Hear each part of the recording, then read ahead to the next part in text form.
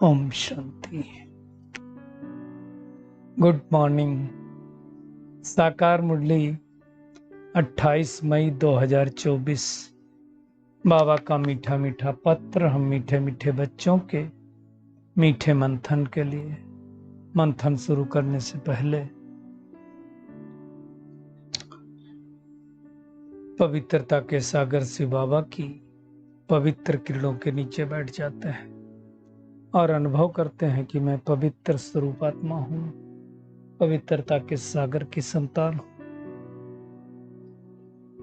आज की साकार मुरली बाबा ने कहा, एक बाप है सर्व संबंधों के प्यार की स्क्रीन। तो बाबा ने एक स्क्रीन शब्द के ऊपर और दूसरा आज फिर से भाई भाई दृष्टि के ऊपर ये पूरी मुरली चलाई है। तो ये सब की हम गहराई में जाने वाले हैं और दूसरा शुभ भावना शुभकामना से जो आज के वरदान में आया है कि कैसे हम आत्माओं को परिवर्तन कर सकते हैं। तो पहले शुरुआत करेंगे हम स्क्रीन से। गर्मी का मौसम चल रहा है, गर्मी चरम सीमा पर है,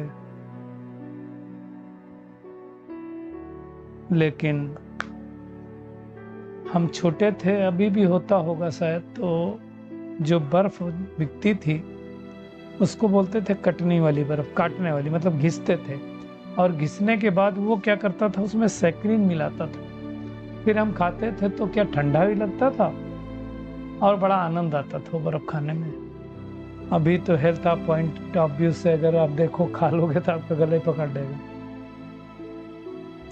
तो सैक्रीन मतलब कहने का भाव बहुत मीठी होती थी। भगवान क्या कहता है कि बाप है सर्व संबंधों की सैक्रीन। अब अगर वो सर्व संबंधों की सैक्रीन है, मतलब किसी भी संबंध से उस परमात्मा को याद करो, वो मीठे रहेगा संबंध, है ना। मुख्य तो 5-7 संबंध हैं, 3 तो सबसे मुख्य हैं। पिता है वो हमारा, परम शिक्षक है, परम सदगुरु है, हमारा साजन है, सर्जन है, बच्चा है, खुदा दोस्त है। ये 7 संबंध तो पक्के पक्के होते हैं। तो अगर हम उस स्वरूप से उसको याद करेंगे तो भी मीठा है। तब क्या होगा, दूसरी जगहों से बुद्धि हट जाएगी और एक बाप ही याद आएगा।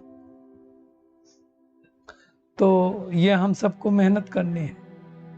आप देखो, सैक्रीन मीठी होती है तो हर कोई खाने का, हर किसी का मन करता। हालांकि अब शायद बैन हो गई, क्या पता नहीं, उतना चलती नहीं है। आप चीनी देख लो, कई लोगों को देखो खाना खाने के बाद मीठा खाने की आदत होती, मीठा के बगैर वो रह ही नहीं सकते। तो ये सारी चीजें क्यों हैं? क्योंकि मिठास अच्छी लगती है। तो भगवान भी सैक्रीन से भी ज्यादा मीठा है। स्वीट का पहाड़ है, कई बार मुरलियों में आया हुआ है। तो ऐसे बाबा को हमें बड़े प्यार से याद करना चाहिए।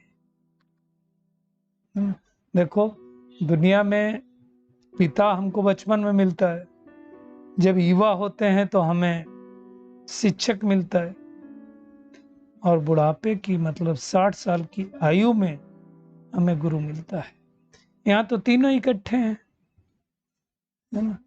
बाबा ने आज कहा बच्चों की ब्रेन अच्छी प्रेस होती है तो जल्दी अंदर समझ सकते हैं, है ना। तो यहाँ हम बच्चों को बाबा ज्ञान दे रहा है आत्मा का। आत्मा के ऊपर ही कट चढ़ती है। आत्मा पतित हो गई तो देखो, आत्मा के हिसाब से प्रकृति भी आज ऐसे हो गई। प्रकृति भी तो ऐसे, और प्रकृति से बना हुआ शरीर भी ऐसे है। तो जैसे जैसे हमारी स्टेज नीचे जाती है, वैसे वैसे प्रकृति भी नीचे जाती है। हमारी स्टेज जैसे जैसे ऊपर जाती है, प्रकृति भी ऊपर चली जाती है। तो अब भगवान कहता है तुम पुरुषोत्तम बनो, क्योंकि पुरुषोत्तम संगम युग है। तुम कनिष्ठ बन गए थे, रो नर्क में चले गए थे, अब वापिस तुमको पुरुषोत्तम बनना, तुमको वापिस भी जाना है। क्या करो उसके लिए? मैं आत्मा हूं पक्का करो। आज बाबा ने कहा ना, भाई भाई की दृष्टि पक्का करो। भाई बहन का भी संबंध नहीं, आजकल तो भाई बहन के संबंध भी कोई भरोसा नहीं है। तो भाई भाई की दृष्टि पक्की करो। बुद्धि में एक बाप के सिवाय दूसरा कोई आए ही नहीं। मतलब क्या हुआ, कोई देहधारी से कोई संबंध नहीं।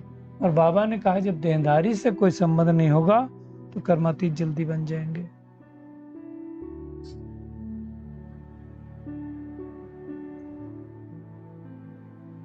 क्योंकि जितना हम आत्म भाव में रहते हैं ना, उतना जल्दी हमारे विकारी ख्यालात खत्म हो जाते हैं। तो ये हम सबको मेहनत करनी है। अंत में हमें कोई देहधारी नहीं याद होना चाहिए। दुनिया में कहते हैं अंत काल गंगा जल मुख में हो, और कहते हैं गंगा का किनारा हो, गंगा जल मुख में हो, और सांवरा सामने हो। सांवरा मतलब श्री कृष्ण, है ना।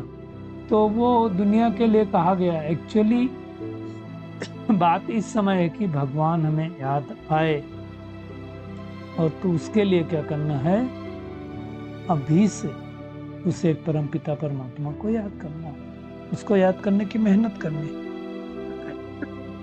दूसरी तरफ से दिल को हटाते जाना है ना।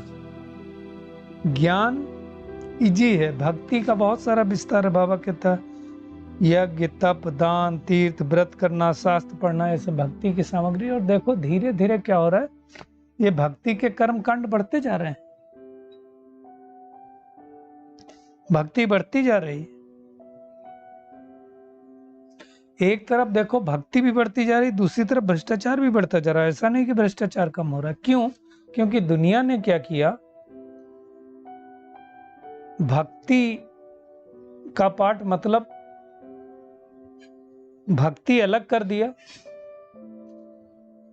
धारणाएं अलग कर दी। मतलब धारणा हम नहीं करेंगे, भ्रष्टाचार हम करेंगे और दान करेंगे ताकि कंपनसेट हो जाए, इसलिए भ्रष्टाचार बढ़ता गया। धर्म और कर्म दोनों को अलग कर दिया। और भगवान क्या कहता है, हमें कर्मयोग सिखाता है। धारणा और कर्म दोनों एक जैसे होना चाहिए। बाबा कहता जरा याद करो, जब तुम शांति धाम से आए थे तो कैसे थे, अभी तुम कैसे हो गए हो। ये सारी बातें भगवान के सिवाय कोई दुनिया में समझा नहीं सकता। बस बाबा कहता सवेरे सवेरे उठ करके अपने को आत्मा समझ के मुझे याद करो। है तो सहज, चिंतन करो मैं कहाँ से आया हूँ, परम धाम से आया हूँ, किस लिए आया हूँ, शरीर में पाठ बजाने आया हूँ। ये बाबा के साथ रू रिहान करेंगे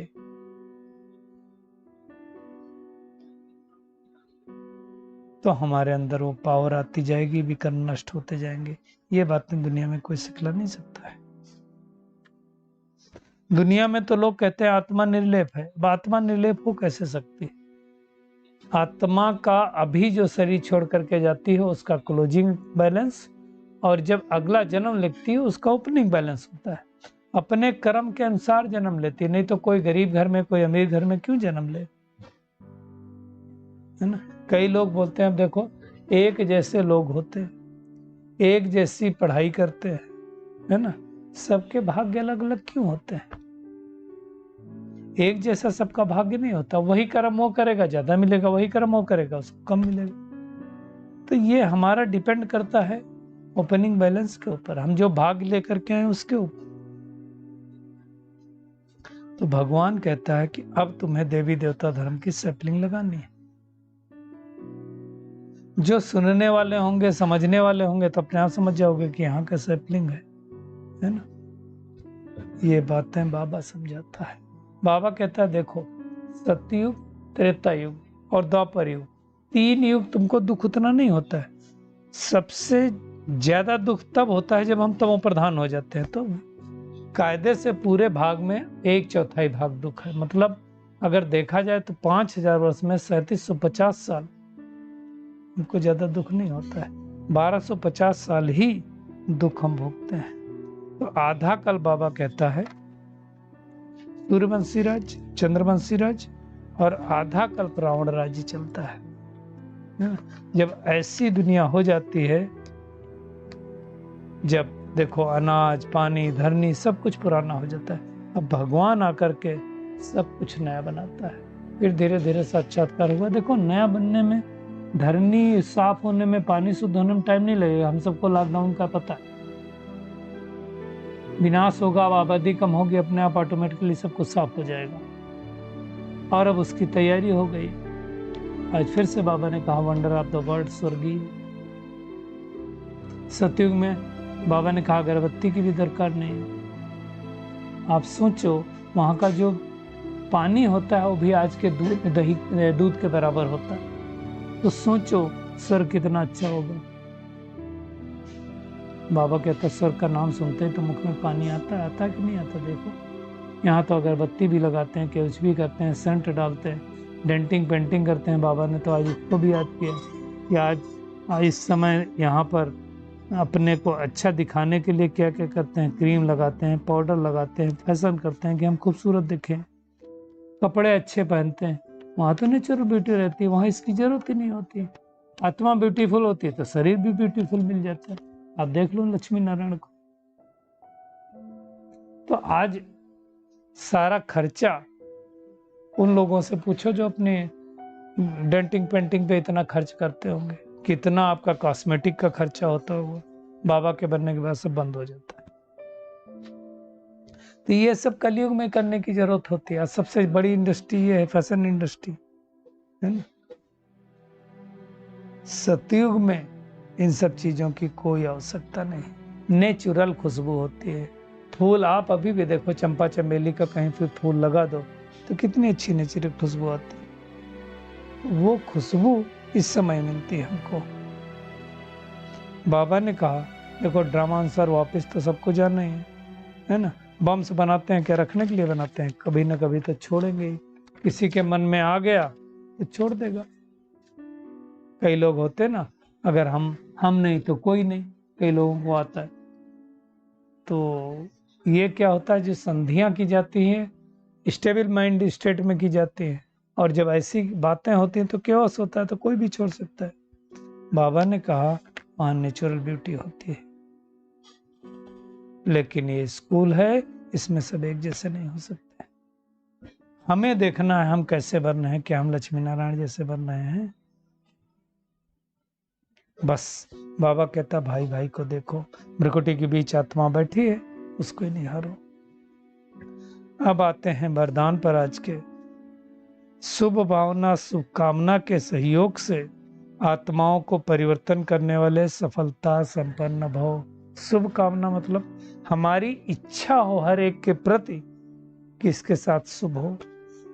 शुभ भावना मतलब हमारा भाव कैसा होना चाहिए, संकल्प कैसे होने चाहिए, शुभ होने चाहिए। संडे की मुरली में 4 शुभ बाबा ने कहा था ना, याद रखो। शुभ चिंतक, शुभ चिंतन,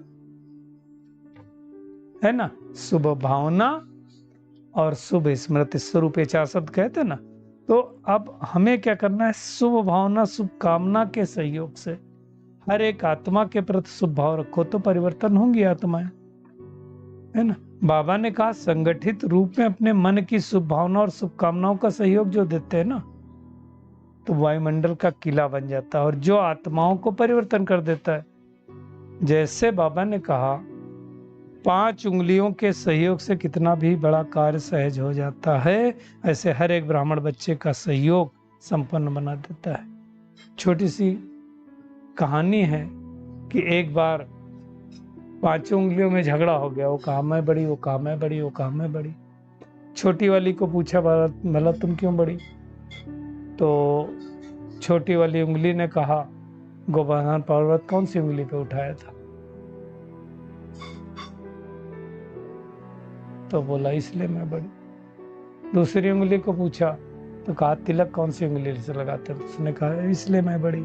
तीसरी उंगली को बोला मैं तो बड़ी हूँ, प्रत्यक्ष को प्रमाण की क्या जरूरत है, देख लो मैं बड़ी हूँ। चौथी को बोला तो बोला सुदर्शन चक्र कौन सी उंगली पर श्री कृष्ण ने घुमाया, है ना। अंगूठे को बोला हम हमारे बगैर कुछ हो सकता है क्या? अब 5 को कहा गया चलो अकेले अकेले करके लड्डू बनाओ, तो बन सकता है क्या? नहीं, पांचों मिल गए तो लड्डू बना। तो इसी प्रकार से जब हम सहयोग करते हैं तो बड़े काम होते हैं। आज स्लोगन में बाबा ने कहा, कदम कदम में पद्मों की कमाई जमा करने वाला ही सबसे बड़ा धनवान है। और कदमों में पद्म की कमाई कैसे जमा होगी, तो उसकी युक्ति बाबा ने बताई हुई। एक ही काम करो, जो कदम परमात्मा की याद में उठाओगे उस कदम में पद्म की कमाई जमा होती रहेगी। तो आज का होमवर्क क्या है? एक तो हमें बाबा सर्व संबंधों की स्क्रीन है, उसे अलग अलग संबंध से हमें बड़े प्यार से याद करना है। दूसरा, अगर हमको सतयुग में फर्स्ट क्लास सुंदर शरीर चाहिए तो अभी से आत्मा को प्योरीफाई करना है। आर्टिफिशियल फैशन करने की कोई आवश्यकता नहीं है। पवित्र बनने के लिए प्रैक्टिस करनी है कि हमें परमात्मा के सिवाय कोई दूसरा याद ना आए। शुक्रिया मीठे प्यारे बाप दादा, शुक्रिया आप सभी का इस मीठे मंथन के लिए। अच्छा, ओम शांति।